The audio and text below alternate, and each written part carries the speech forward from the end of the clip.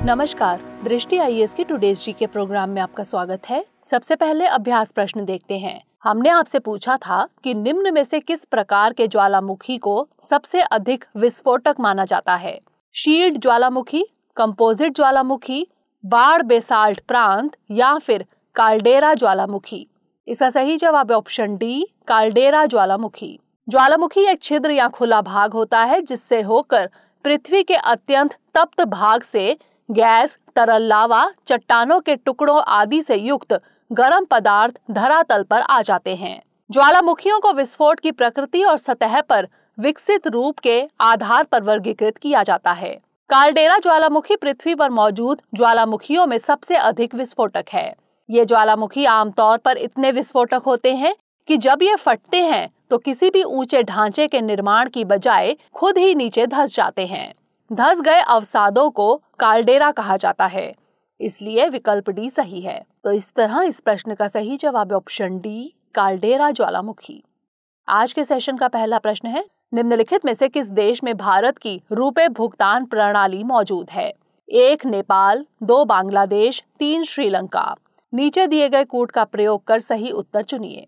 केवल एक और दो, केवल 2 और 3 या फिर 1, 2 और 3।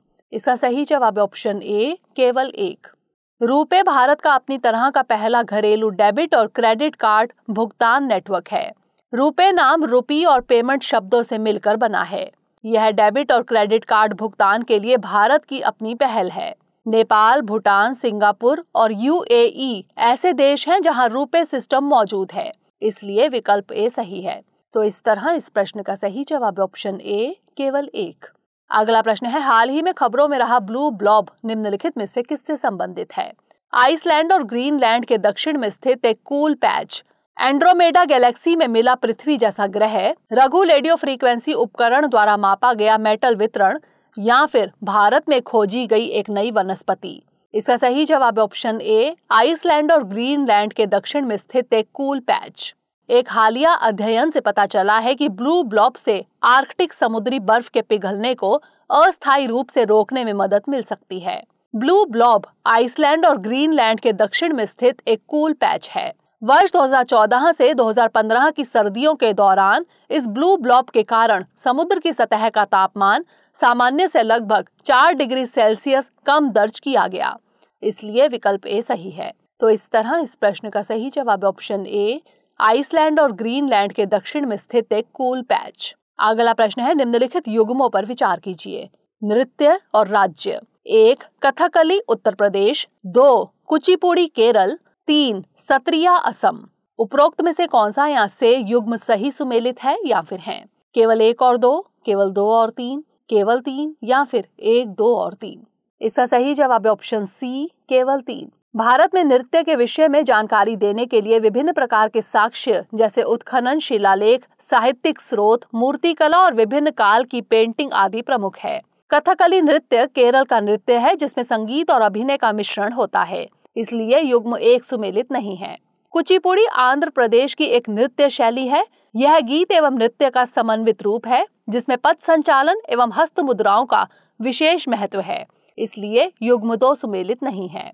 सत्रिया नृत्य रूप 15वीं शताब्दी ईस्वी में सामने आया। यह असम राज्य में किया जाता है, इसलिए युग्म 3 सही सुमेलित है। तो इस तरह इस प्रश्न का सही जवाब ऑप्शन सी, केवल 3। अगला प्रश्न है, एरियोसोमा इंडिकम प्रजाति के संबंध में निम्नलिखित कथनों पर विचार कीजिए।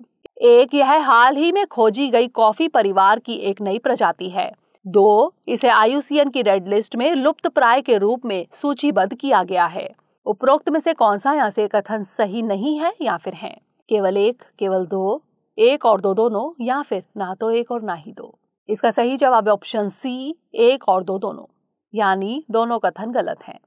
भारतीय वैज्ञानिक के एक समूह ने केरल और पश्चिम बंगाल से एकत्र किए गए नमूनों में से ईल की एक नई प्रजाति की खोज की है। इसके संदर्भ में जर्नल ऑफ फिश बायोलॉजी में अध्ययन प्रकाशित हुआ है। खोजी गई प्रजाति कांग्रिड ईल समूह से संबंधित है और इसे एरियोसोमा इंडिकम नाम दिया गया है, इसलिए कथन 1 सही नहीं है। इसे IUCN की रेड लिस्ट में संरक्षण के लिए लुप्तप्राय के रूप में सूचीबद्ध नहीं किया गया है, इसलिए कथन 2 भी सही नहीं है। तो इस तरह इस प्रश्न का सही जवाब ऑप्शन सी, 1 और 2 दोनों। अगला प्रश्न है, Cape Town convention and protocol 2001 निम्नलिखित में से किससे संबंधित है? अंतरिक्ष कचरा, विमानन, परमाणु हथियार या फिर ओजोन की परत? इसका सही जवाब है ऑप्शन बी, विमानन। नागरिक उड्डयन मंत्रालय ने protection and enforcement of interest in aircraft objects bill 2022 का मसौदा पेश किया है। यह कानून अंतर्राष्ट्रीय विमान पट्टे पर देने वाली कंपनियों को भारतीय एयरलाइन के साथ वित्तीय विवाद के मामले में भारत से बाहर विमानों को स्थानांतरित करने में मदद करेगा। यह कानून केप टाउन कन्वेंशन और प्रोटोकॉल के प्रावधानों को लागू करेगा। केप टाउन कन्वेंशन और प्रोटोकॉल विमान उपकरण के लिए प्रोटोकॉल है, इसलिए विकल्प बी सही है। तो इस तरह इस प्रश्न का सही जवाब है ऑप्शन बी, विमानन।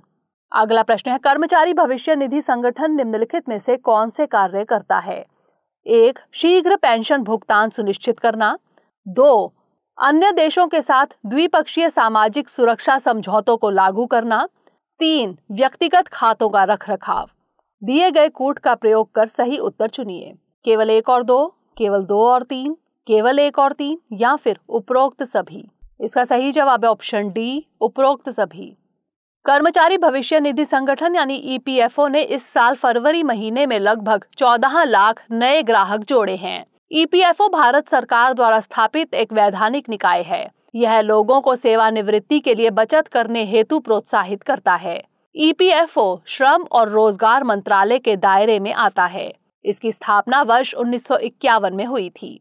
ईपीएफओ के कार्य हैं देश भर में अधिनियम का प्रवर्तन, व्यक्तिगत खातों का रखरखाव, दावों का निपटान, शीघ्र पेंशन भुगतान सुनिश्चित करना और रिकॉर्ड अपडेट करना। ईपीएफओ अन्य देशों के साथ द्विपक्षीय सामाजिक सुरक्षा समझौतों को लागू करने के लिए नोडल एजेंसी भी है, इसलिए विकल्प डी सही है। तो इस तरह इस प्रश्न का सही जवाब है ऑप्शन डी, उपरोक्त सभी।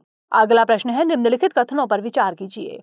1. संविधान के अनुच्छेद 239 से 241 तक के प्रावधान केंद्र शासित प्रदेशों से संबंधित है। 2. भारत सरकार व्यवसाय का आवंटन नियम 1961 के तहत केंद्र शासित प्रदेशों से संबंधित कुछ विषय राष्ट्रपति को आवंटित किए गए हैं। उपरोक्त कथनों में से कौन सा यहाँ से सही नहीं है या फिर है? केवल 1, केवल 2, 1 और 2 दोनों या फिर ना तो 1 और ना ही 2? इसका सही जवाब है ऑप्शन बी, केवल 2। केंद्रीय गृह मंत्रालय ने AGMUT यानी अरुणाचल प्रदेश, गोवा, मिजोरम और केंद्र शासित प्रदेश काडर के 42 अधिकारियों का तबादला कर दिया है। जान लेते हैं AGMUT काडर प्रबंधन के बारे में। गृह मंत्रालय का एक डिवीजन केंद्र शासित प्रदेश जम्मू कश्मीर और केंद्र शासित प्रदेश लद्दाख को छोड़कर अन्य यूटीज से संबंधित सभी विधायी और संवैधानिक मामलों से संबंधित है, जबकि जम्मू कश्मीर और लद्दाख मामले इससे संबंधित विभाग द्वारा निपटाए जाते हैं।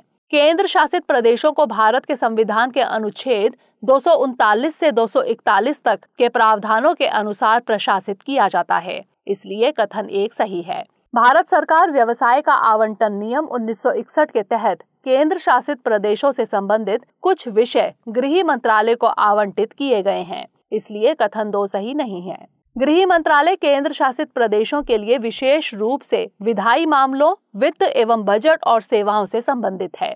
तो इस तरह इस प्रश्न का सही जवाब ऑप्शन बी, केवल 2। अगला प्रश्न है, निम्नलिखित में से कौन डिजिटल बैंकिंग यूनिट स्थापित कर सकता है या फिर है? 1. अनुसूचित वाणिज्यिक बैंक।